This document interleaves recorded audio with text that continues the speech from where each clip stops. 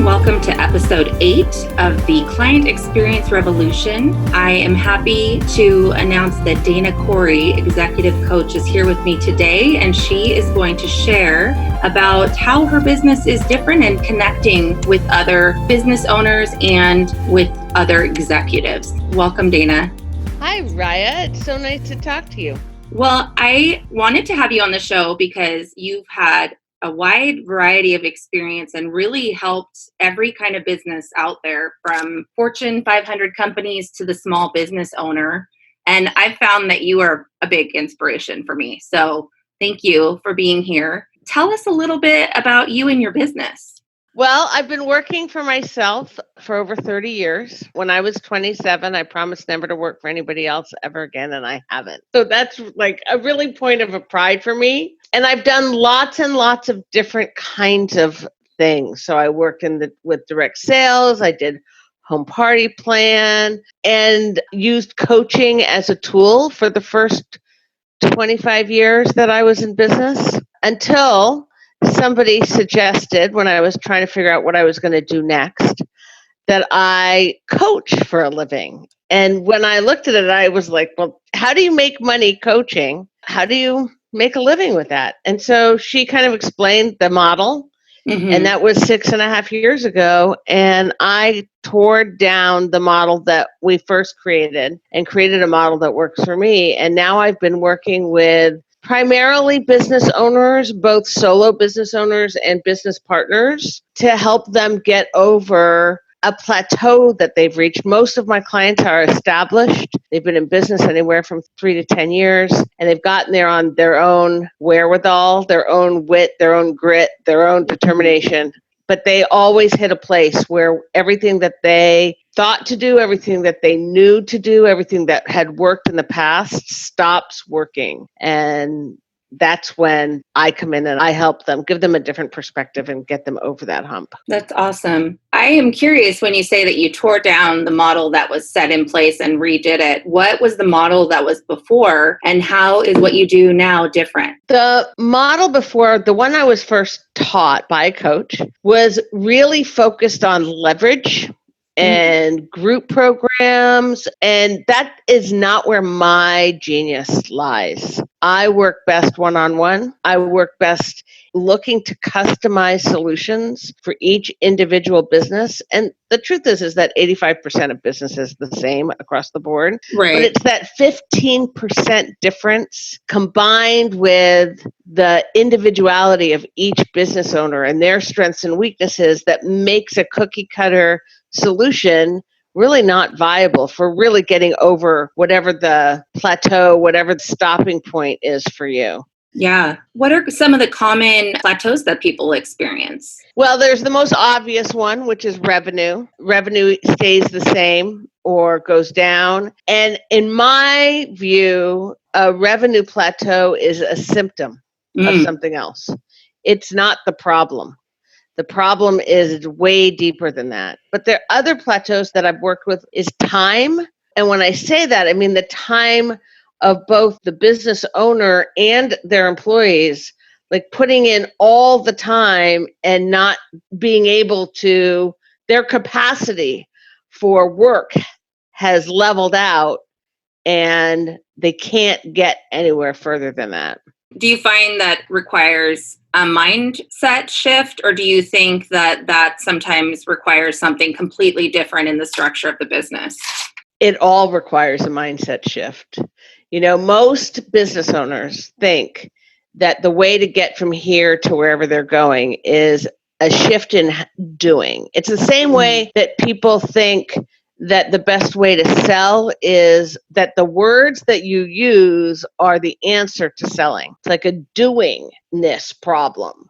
Right. But the truth is that doing, with whatever it is that you think that you have to do, is only 10% of the issue. The real issue is in your head. Or as I put it, in the internal operating system that you have that lives in your unconscious, that frames the way you relate to your reality. And it frames what you can see and what you can't see, the opportunities that are available to you, your interpretation of what's happening.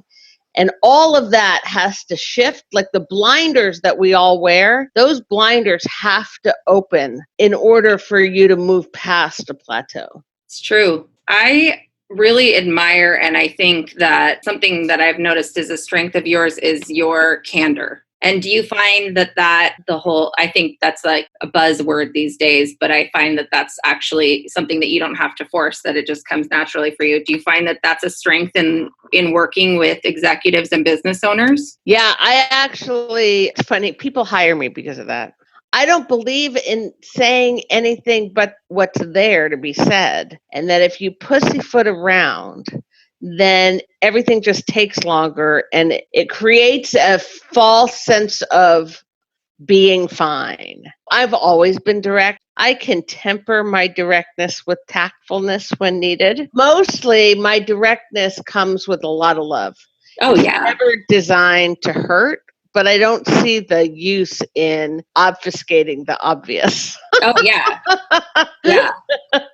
Yeah. Do you find that your clients are also direct, or do they often suffer from the illness of being too politically correct and skirting around the issue? I think that that's a really like a question that isn't the right question, because I think that in general, people want to be nice, It's true. don't want to hurt other people, and they haven't figured out how to be straightforward and not be mean in their eyes. Right. And so sometimes my clients are just trying to be nice. And for me, one of the things that I talk about with all my clients is that being nice is a kiss of death. Yeah. Being kind is one thing. And being kind is really fundamentally important to being human. But being nice is walking a line, trying not to take a stand one way or the other so people will like you. Yeah. Right? And that doesn't produce results of any kind, personally or professionally.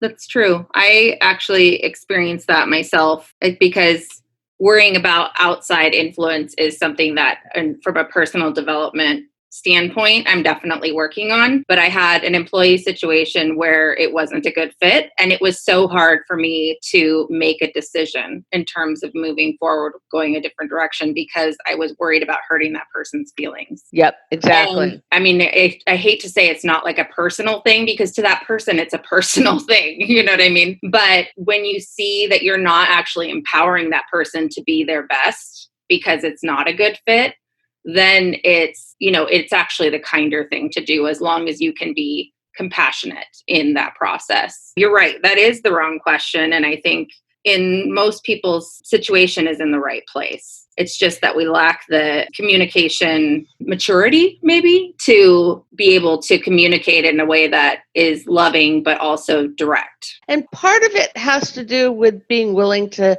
stand in our own powerful experience of being human and feeling confident that in the end, however it is that we get it across, like in your situation with an employee, that it really is better for everybody involved. Totally. And really standing in our personal sense of leadership and leading with integrity and kindness, but truthfulness. Yes. Yeah, definitely. One of the things that I loved as well, I had the pleasure of attending your Nourish dinner. Will you tell the audience a little bit about that event? Sure. Nourish Dinners came out of two really important things for me. One was after working with entrepreneurs for really my entire career, I've been working with entrepreneurs. And entrepreneurship is really lonely. And when you're a successful entrepreneur, when you're making money, when your company is growing and things are bigger than when you just started, it's even more lonely because you don't really feel like you don't have anywhere that you can celebrate.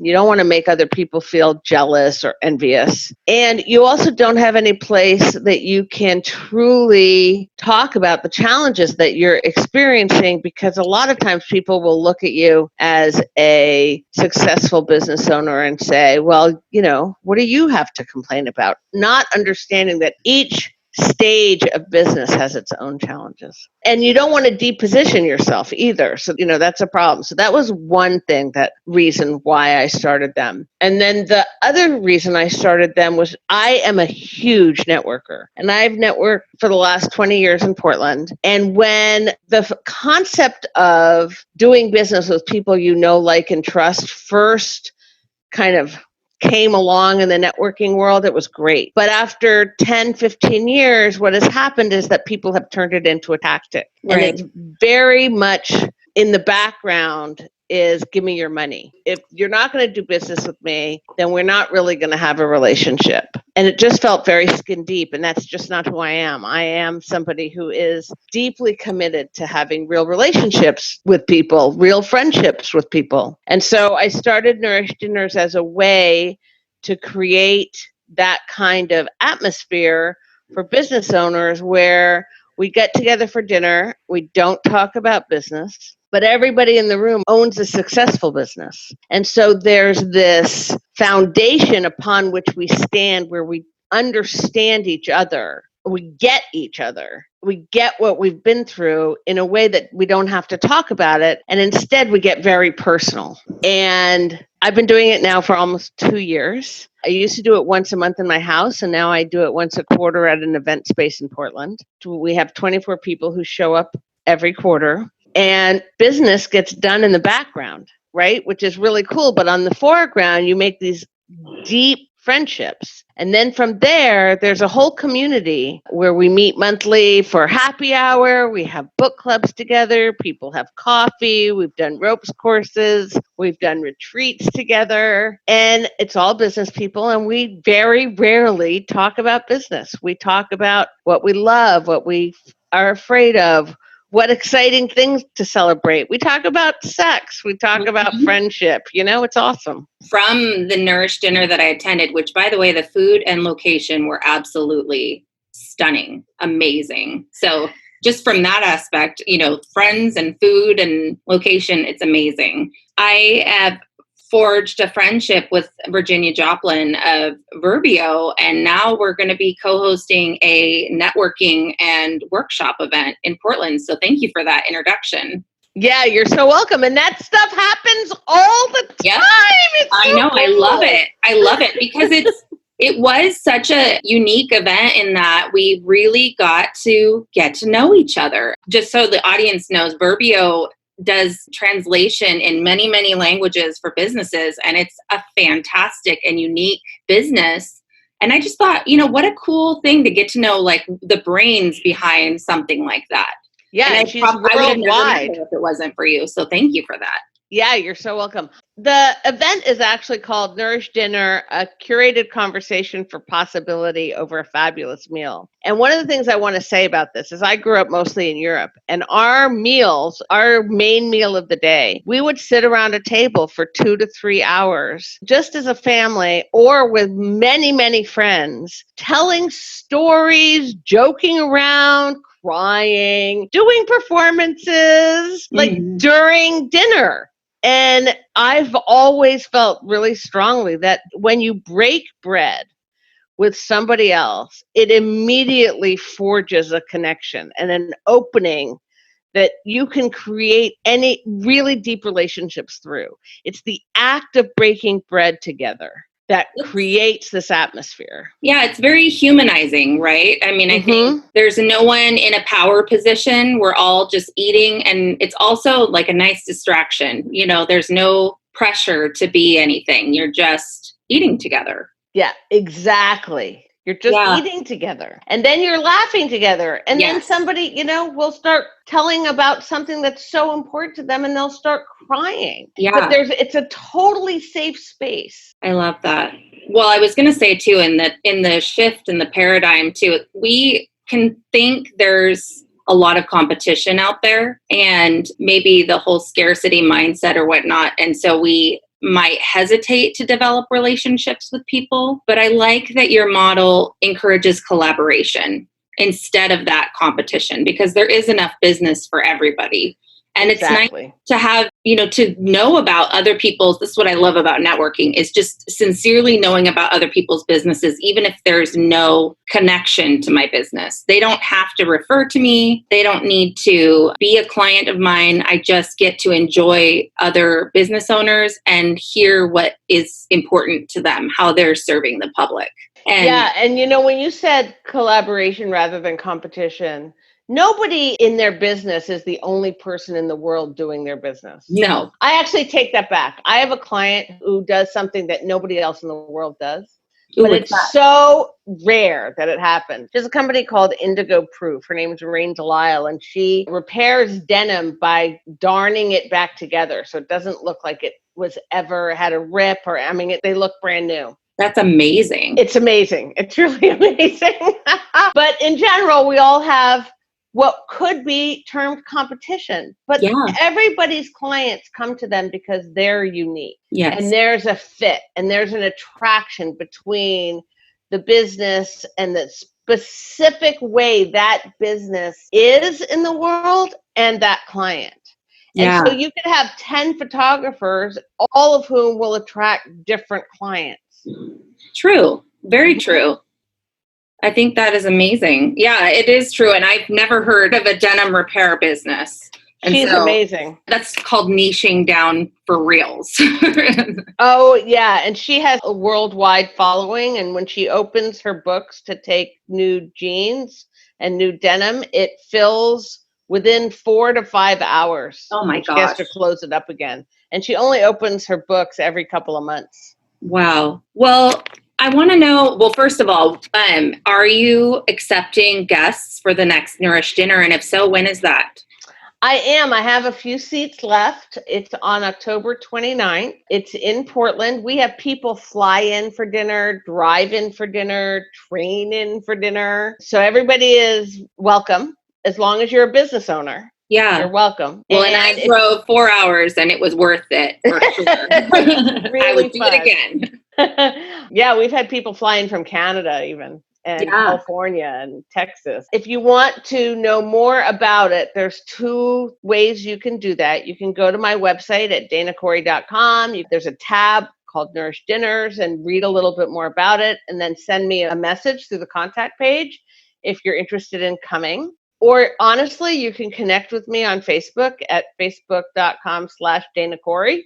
That is the place I hang out the most. And just send me a message. Yeah. Send me a friend request, send me a message and say, I'm interested in your Nourish Dinners, and I'll send you the details, and then you can see if it's something that's the right fit for you.